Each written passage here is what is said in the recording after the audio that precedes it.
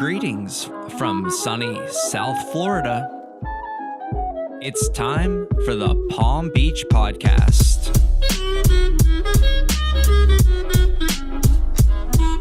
And the hosts of your show, sports chiropractor and athletic trainer, Dr. James Spencer. Photographer and art director, Mike Jones. Recorded live at the Media Zone Podcast Studio in Palm Beach County. Relax and enjoy the show.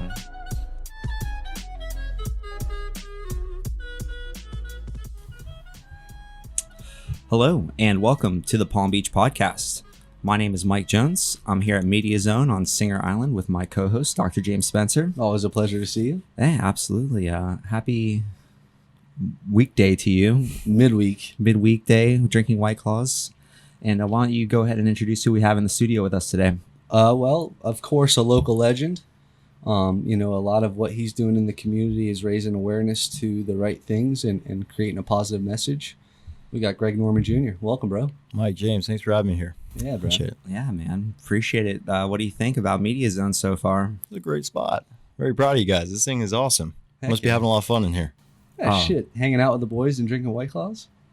Yeah, we really can't complain. James and I have been having a lot of fun with the Palm Beach Podcast, letting people come in here and share their story, share how they're impacting the community. And of course, both of us have like a surf skate background, so we're very excited to have you into the studio today. I'm sure we'll geek out about some action sports here. I love it. Yeah. So tell us a little bit about the cable park and kind of what you guys are doing in Palm Beach. Built Shark Wake Park. We opened up in June of this year. So this was a very long process for me, a very passionate process for me. I started talking to the Board of County Commissioners back in 2015. Okay. And we didn't open up until June 2019. So I grew up here. I grew up in Jupiter, went to the Benjamin School for 14 years, pre-K to 12th. Not a boy. Went down to the University of Miami. It's been a Florida guy my entire life. Spent a little time in Australia, which I know you did too. Yeah. The Gold Coast as well. Terrible place. Horrible. No one go there. It's awful. Where were you living? I was living on Main Beach. Yeah. I went to Griffith University for junior rods. Oh, cool. Yeah. Yeah, I lived in Broad Beach, so I was right across the street for a little bit from you. Surfing awesome. Burley Heads every day. Yeah, it's a great spot. I love Awesome. Burley. Yep. I love that place. I want to go back. But everything's here now. Yeah. So our corporate headquarters are in West Palm Beach, the Greg Norman Company. From there, we have multiple different operating companies and licensing division. Mm-hmm. So we have the Greg Norman Golf Course Design, which has done over 100 golf courses around the world with another 40 odd under contract right now. Congrats on that. Thank you. That's my dad. He's built that up with his team, not just him. He's got a great group of people around him as well. And you're swagged out with some shark gear today. Have to be. Yeah, Always. of course. So this is the parent company logo. Yep. Yeah, that's my logo. Okay, like cool. Yeah, for Shark Wake Park. I like it. So worked with him for a long time. Also was traveling the world, being a professional kiteboarder and wakeboarder, which was a lot of fun. Went to everywhere you could think of, from Australia to Philippines, and it really opened up the world to me to showcase me what wakeboarding is at cable parks. Mm-hmm. Always went to ride down here at Ski Rixon and Deerfield Beach. Drove up to Orlando as much as I could to go ride there at Orlando Water Sports Complex. Traveled around the country, but really seeing how they were developing around the world really opened my eyes to it. So during the time I was at the University of Miami, going to business school down there, I was tasked to write a thesis on a business. I picked the wakeboard park. And during that process, realized, oh, shit, it's a good business, right? If it's done properly, it's a good business. So I started my process of knocking on doors of local municipalities back in 2013, 2012. Boca Raton, all the way up to Orlando and Jacksonville. I was trying to identify as many municipalities as I can with dead assets, which are bodies of water that are surrounded by sports complexes, baseball, soccer, already having foot traffic driving through there. Sure. It's already like-minded individuals with athleticism. So I started knocking on the door of Board of County Commissioners in 2015. They responded extremely well right off the bat, but due to how long it takes to write an RFP, which is a 600-page book, in order to go out for a request for proposal, it took about a year and a half. During that time, we have a restaurant in North Myrtle Beach, South Carolina, called the Greg Norman Australian Grill. we were up there for a visit, make sure everything was going correctly. I saw the North Myrtle Beach municipality was building a sports complex up there right off the highway with a big body of water. Perfect. Perfect visibility, beautiful sports complex. I immediately jumped on it. And they're a little smaller of a community than Palm Beach County, which is really grand. So they were able to enact it very quickly. We got the RFP released, submitted my proposal, won the lease, and then turned it around within 4 months, and we were building. So 2016, we opened up Shark Wake Park in North Myrtle Beach while we were going through the process down here in Palm Beach County. So, Dude, this is awesome. My dad lives in Myrtle Beach, and I'm going there in like 10 days. So. no way. Is it open right now? No, we're shut down for winter. It's bloody cold up there. I know. I was just asking, just checking. Asking for a friend. Yeah, shit. I'll put a wetsuit on to go hit the park. All right, Good to know. Maybe we could call somebody and open it up. Dude, I'm not that desperate. I live in Florida for a reason. Yeah, it's 85 degrees right now. We have a Yes. park here. We'll wait till next week. Yeah. Yes, I bought a wetsuit top this week, and it made me sad. Yeah. Still, 75-degree water temp? Perfect. Yeah, it's still really nice. It's Palm Beach, Yep. right? You get the Gulf Stream nearby. It's always nice and clear and clean and blue. That's the key, right? Mm-hmm. That's why we all live here. So that's a seasonal operation up there. Very seasonal. Down here, yes or no? All year long. Cool. Love it. All Yeah. year long. Love it. So Myrtle Beach is pretty interesting. A little caveat to the story. It's the second highest tourist destination on the east coast of America. Yeah. Right. So it beats out Manhattan for tourism. 16 million people go to the Grand Strand, North Myrtle Beach area in a year. So that was strategic too. Yeah, absolutely. There's a lot of people coming out through there looking for things to do. So back to West Palm Beach, got the RFP initiated and released in 2016, went through a very competitive process with other bidders. We put in the right proposal.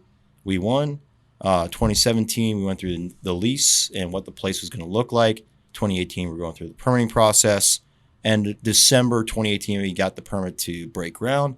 We built it between December and June, opened up in June 2019. Dude, congratulations, because I know that's not an easy process to go through. No, it was a lot. But I was very impressed by how Palm Beach County worked. They get a lot of flack for how slow they are. But the short answer to everything is there's just not enough people working in there to accommodate how much growth is happening here. There are a lot of very dedicated, smart people working for the government right now to push everything through as fast as they can in the safest way they can. Correct. It's just so much going on here. It's unbelievable. And your project is not a normal project, right? Because it involves bodies of water and cables and all sorts of things that could be a detriment to public health and safety. Yeah, and I'm sure that there's a lot of different branches too of people that you have to please within the government, whether it's Parks and Recs, like we were talking about, Department of Agriculture. So you got to pass a lot of their inspections as well. So definitely that's a long process there, just it's in itself. Yeah, it's a long process, but we had a leg up already because Parks and Rec in Palm Beach County is home to the largest water ski club in North America, Okeechobee Park. The lakes you see driving on the turnpike every day is the largest water ski club in North America. Really? They've been around for 35 years. They're a self-contained body. They operate themselves. You pay a permit per year to go bring your boat there, and that goes right back into the park. That's amazing. Yeah. That's amazing. It's great, man. People in Palm Beach County love to be near, on the water.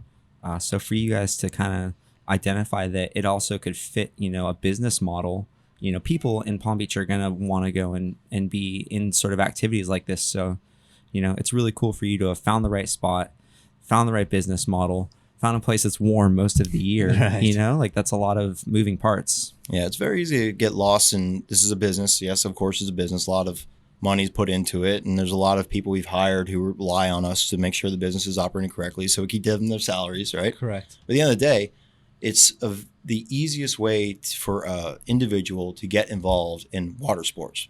Typically, you need a boat to go wakeboarding or water skiing like that. We all know these boats are bloody expensive now. I think a brand new wakeboard boat, which is also made for wake surfing, is close to $180,000. Yeah. Right? You're spending $100 a day in gas.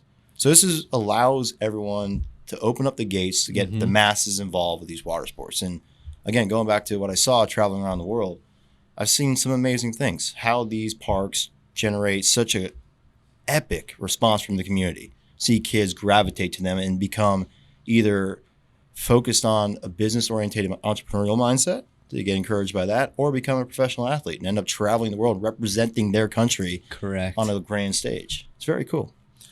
And it's really cool to hear you say that, because we're trying to do the very similar thing at Media Zone, but instead of introducing people to riding at a cost-effective way, it's to get in a studio experience like this, because not everybody has cameras and microphones and the knowledge and the software, and so we're trying to do something very similar, which is help people to kind of get their toes wet, get things produced at a different level than you would be able to do at your own house, or way less expensive than going and buying a boat or a studio. Yeah, I'll recommend this place to anybody. To see what you had to do to prepare for this episode right now, I don't know how to do that. It would take a long time for me to learn how to do that. To come here, to have everything set up in this really great environment is perfect. I love it. Honestly, that was my thought too. With my business for social media, I'm going, well, if I could just walk in there and I had a marketing budget every month and I don't have to worry about anything but just sit down and talk and everything's produced for you, I said, that's a no-brainer. Yeah. So it's cool to see kind of this come into fruition. We just started this place in July.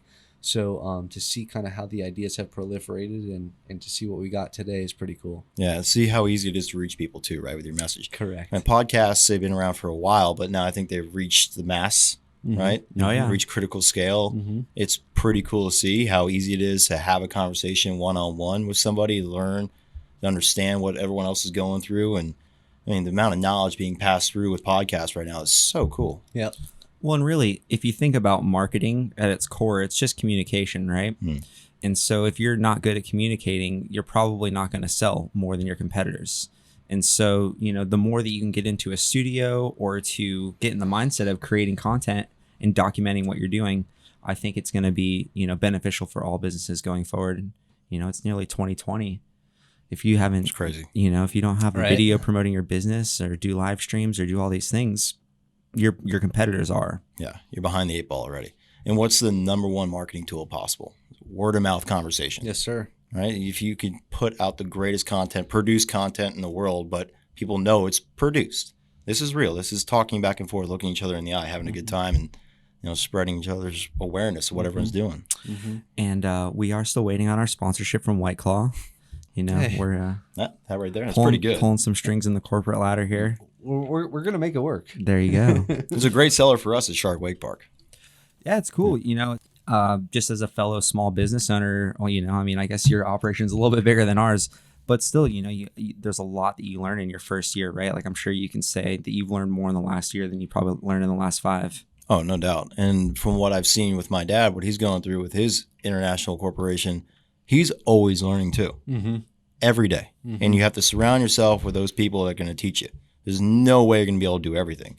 You're going to have to learn to how to allow people to be able to do their jobs and give them all the tools in the world to be able to do their jobs as effectively as possible. The trust you have in them. That's an interesting point that Mike and I talked about a while back when he was at a college in Australia, kind of doing a lot of their marketing. The president came to him and said, hey, if I'm not good at that, I'm going to hire that. Right. And it's that ability to give that up, where you don't have to micromanage or hold on to everything. And, that's a good point that you make, that everybody needs to learn. If you're going to do things at scale, or at least, create that ripple effect, you need to let go a little bit. Yeah. Now, tell me a little bit about what you guys plan on as far as future growth or some awareness that you'd like to raise in the community. Well, we do have a lot of summer camp programs being built up for 2020. Not just the wakeboard park, but we have this obstacle course out there as well, the Aqua Park. It's this floating inflatable obstacle course out there that looks like a playground in the water, but also resembles what you see on American Ninja Warrior. Hell yeah. On Wipeout, remember that TV show? Or Most Extreme Elimination? Yeah. Remember that? Those shows are great. They're amazing. They need to come back. I still watch Wipeout. Yeah, it's so good. It's so funny. Yeah. So we have that out there. We'll do a lot of things from kids camps to competitions, both the Wake Park and the Aqua Park competitions. So we have some international tournaments being presented to us recently by the federations that we want to put on. We're putting on our own, from local events to the top tier professional world class event. But it really comes down to us, our local events. We want to show the kids what it takes to become a professional athlete. You know, the skills and requirements that you need, the determination you need to be able to learn a new trick, and then have the wherewithal to be coming back and back and back to learn it, to make sure it's locked in, and then show their parents, hey, look, they're working towards something. And that, on that note too, when we get that really locked in, we could go back to the Florida State High School Sports Association and go, look, there are over nearly 10 full-size cable parks in Florida right now, all within a quick drive of pretty much every major town in city in Florida. Why aren't we a part of the association? Why aren't these kids being able to come to for after-school programs to be able to get credit from us? We take care and we give them the programs. We talk to them about resiliency and fitness and all this, but we organize the regional and state level competitions at the end of the day. So each school will be able to have their own team. Right now we have clubs being developed. Sure. And that's enacted by individual students, which is really cool because those students they have the knowledge that they know if they go and create a club within their high school, that looks so good on their resume in college. Sure. Right? They created this club. They spawned this thing. They became a local leader, which is gigantic. When you go to college, and then college itself, they have over 30 college teams now, and a couple cable parks around the U.S. are hosting college events where the colleges are paying for the club to come down there and compete. That's amazing. It's not NCAA sanctioned or anything like that. Yeah. But that's the long-term goal. Yeah. It's so cool that, you know, if I was a kid, man, I would have been so stoked for my after school, you know, hour or two to go to like a cable park or something. And in Australia, they Hurley opened a HPC, which was their high performance center, which was also became like I think some after school type stuff or summer camps where they bring the kids in, you know, and they film them before and after and show the progress. And, you know, what a cool thing to do, you know, because a lot of kids today don't get outside enough. Correct. And to have these types of programs and stuff, it's awesome. Yeah, we're all action sports guys here. We knew growing up that it wasn't soccer that did it for us, not baseball did it for us or anything like that. It was individual sport. It got to us on a unique level, right? We had our own self to rely on out there. I think that is so critical for development of a child or a kid or an adult even to be able to go to a place where they know it's just them when they're out there in the water or on the skate park or out there to surf. There's no one else to back them up, and you're going to fail a lot. Sure. Correct. That's the bottom line. You are going to fail a lot more than you succeed out there. That's the beautiful thing. You fail 30 odd times. I still can't learn a kickflip. I've been trying to I've been skateboarding for my entire life. I can't learn a kickflip. I could drop into any vert ramp you give me to, but no chance on a kickflip. I know a guy. Yeah, you gonna teach me? Yeah. Yeah, cool. I got you. All right, I'm in. Yeah, and when everyone drives by and you're skateboarding, they always yell, "Do a kickflip." Yeah, You exactly. know, so it's like you've never been able to do it. That's so funny. That's awesome. Did you grew up doing vert? Yeah, I love it. Yeah, I love that. We didn't really. Actually, you did more vert than I, but I was more of a street guy. Yeah, we had a concrete pool bowl type thing at the end of my street for a little while, and when we lived in Jack's Beach, actually repping the Ospreys today, you know, Nice. swoop. A couple buddies will appreciate that one, but you know, I do agree that there is a different dynamic with a lot of action sports because it is sort of like a solo athlete mindset. You know, like you do have your team, people in your corner, but really when you're competing, it's you and against the world. Well, and that creates a little bit of a uniqueness about these sports too. Is you got to have a little bit of style with what you do. Yeah. Right, because you got to be unique also in that environment. And I think that's the one thing that really sticks out and creates the art behind a lot of this is you putting that little twist on it that nobody else is doing. I mean, shit, look at Rodney Mullen. Right. What he did with a skateboard, everybody's going, oh, shit. Mm-hmm. We haven't seen that before. No. You know, so I think that's some cool things as well, being an individual sport that we get to do and create that uniqueness.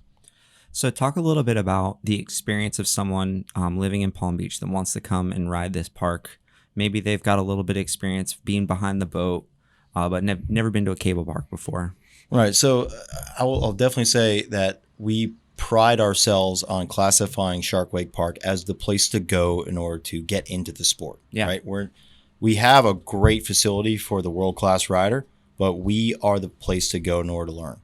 Every time you purchase a ticket at Shark Wake Park, you get coaches there with you. Love hands-on, on the dock, getting you off the dock. That's the beauty of the cable park too.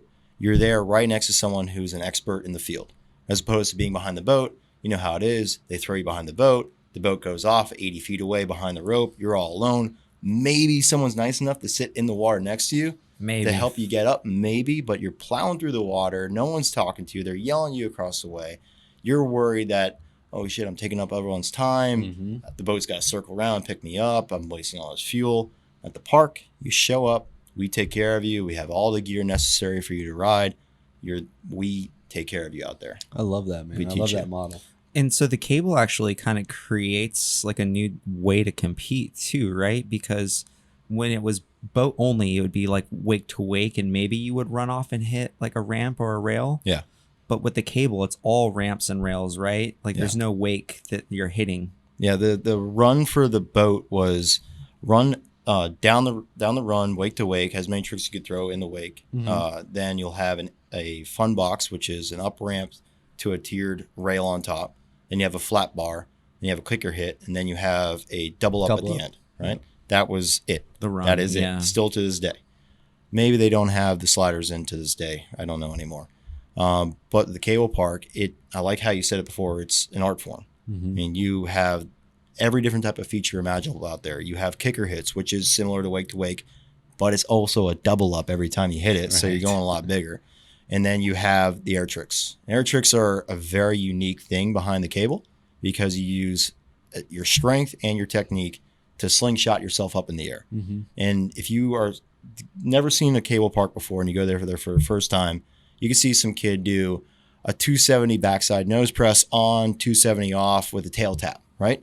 That's really cool and technical, but no one knows what the hell you're talking about if you see that. But if you do a big railie or an S-bend or a roll to blind or a double S or anything like that, it's visually spectacular. Yeah. Same thing as with hitting the kicker out there and doing a double flip or a 1080. I don't know, in wakeboarding, it took a long time for the 1080 to really catch up. Parks Bonifay, legend of the sport, was the guy hitting the 1080 and the double half cab rolls. Shaft 2 back in the day. That was an amazing video. But now you have kids who are 12 years old throwing double flips off the kicker, throwing 1080s like it's nothing. The level has gone through the roof because of the wake park, because it has opened up the opportunity to so many different people. Well, and you get more reps. You get a lot more reps. Yeah, true. For an hour behind the boat, you're going to get fatigued. You're going to get tired.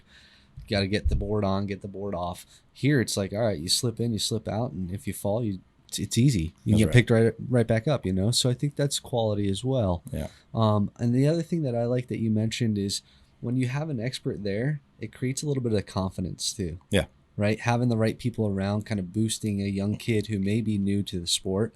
I mean, I know jumping behind a boat, whether it was teaching or myself, I'm up in my head the whole time versus, oh shit, what am I going to actually do? Yeah. Right. So that's cool to you guys as far as creating that experience. Well, we do have two cables at the park. We have the advanced cable, which is a 4-tower system, which means it's 90-degree angles, runs a little bit faster.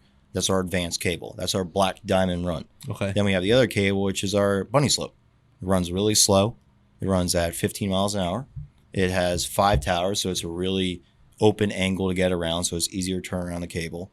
But that kid who just learned how to get around that bunny slope can hop over anytime he wants to, or she wants to, on the advanced cable and ride behind the best athlete in the world. Nothing changes. I mean, the kids learning how to ride, they don't have to hit the kicker. They don't have to hit the big feature out there. They could ride right down the middle and be riding right behind world's number one. That's awesome, bro. And the way that you describe like the progression, things like this, like cable parks, are making it easier to practice these sports that it's never been before. Because if you say, okay, surfing, today I want to land an air. Like you could go out there and surf for 2 hours and not get the right wave to give you an air. Man. So our park in North Myrtle Beach, we have a group of kids that started up with us in 2016. Last year, they got second at nationals. Cheers. And So cool. the city honored them. That's awesome, bro. Yeah. They're a great group of kids. They ride every day. They encourage each other. They're they're polite. And they're learning a lot of skills out there. Well, that's what I was going to say to you. Just to compliment, not only are you changing the way that wakeboarding and everything is really progressing, but you're making leaders in the industry, right? You're making good citizens out there in the industry. Yeah. Right. And that's just being a good leader and kind of leading by example. So that's just something, listening to your story and following your content, I'm going, yeah, we got to get him in based off of that. That's cool, man. We have a motto in the park. All our managers and employees around there, we all got into wakeboarding because it's fucking cool, right? Really fucking cool. But when you went to some of the parks around the country, it was very much a broed out atmosphere. Mm-hmm. It didn't feel good to be there unless you were a part of the clique. Mm-hmm. And that's one thing we pride ourselves around Shark, is that we grow, we don't bro. Right? I like that. It's part of it. It's definitely part of it, and we all work together to grow the culture, right? But our main goal is to get the kid in there, and even the adult, right? Mm-hmm. We have a couple guys in there. North Myrtle Beach, we have a city council member who comes and rides with us every day, and comes and sits and has a beer at our Shark Shack after his ride. Love it. We have the executive director of planning and zoning. He's a season pass member at the park now here in West Palm Beach. He comes and rides as his exercise because it's a bloody good exercise, and it's a great environment to be around. I'm sure your old man would appreciate you dropping the word bloody a couple times, huh? Well, you got me going on Australia. You make me miss Australia. Yeah, I miss it too. So you're going to have to, we're going to put you on the spot here, and you're going to have to shout out a couple things in Palm Beach that you like to do, a couple places that you like to have a bite to eat or a beer or activities. What are some other things besides being at the cable park? I'm obsessed with golf too. Yep. I love golf. In Palm Beach County, this whole area is one of the best areas in the world for golf. You have New York, you have southern part of Australia and Melbourne, obviously the UK, but here has got some of the best tracks in the world. Yep. In public tracks as well. Phenomenal places like Abacoa. Very fun place to go play golf. One of my favorite restaurants in the area is Food Shack. Obsessed with that baby. Damn. Obsessed with that place. That sweet potato grouper, right? Oh yeah, I go sweet potato wahoo. Oh, okay. Ooh. Yeah, this time of year too, the wahoo's in town. Yes, Yeah, sir. There it That's is. And then after a good surf, go to TBC and have a beer. Mm. good. Mm-hmm. Yeah, We're working we on are getting fans. we're working on getting TBC to get in here and our sponsorship. But it's great, man. You know, it's I also love all those spots, and you know, we're seeing a trend. There's a couple places that have been named a few times now on the Palm Beach podcast. So awesome, man. Heck yeah! Thanks for coming in, bro. Appreciate you guys having me here. It was a lot of fun. Yeah. Is there anything else that you want to shout out? Anyone that you want to thank? And before we wrap it up, Definitely want to thank Palm Beach County. I mean, they went out on a limb, and Parks and Rec went out on a limb to allow us to come in there and take over 34 acres and lease land from them and allow us to do what we're doing. They saw the future. They saw what we were trying to present there at the very beginning, what the kind of community we want to build around there, and they let us go after it. And I can't thank them enough for allowing us to do that. And I know there's thousands of kids who already come through there, and people that come through there can thank them too.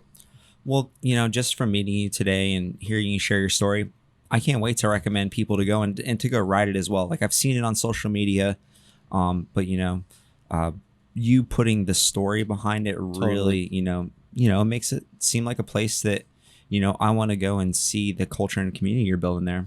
Yeah, keep it up. Keep kicking ass, baby. Appreciate it, guys. Got to get you out there riding. Next Friday, thanks we're for- there. Thanks for having a White Claw with us on a weekday morning. Yeah, That's afternoon. What are you talking I guess about? it is. I guess it is afternoon. It's after 5, right? Yeah, sure. Great. Thank you so much. Cheers, guys. Cheers. Cheers. Appreciate it. You.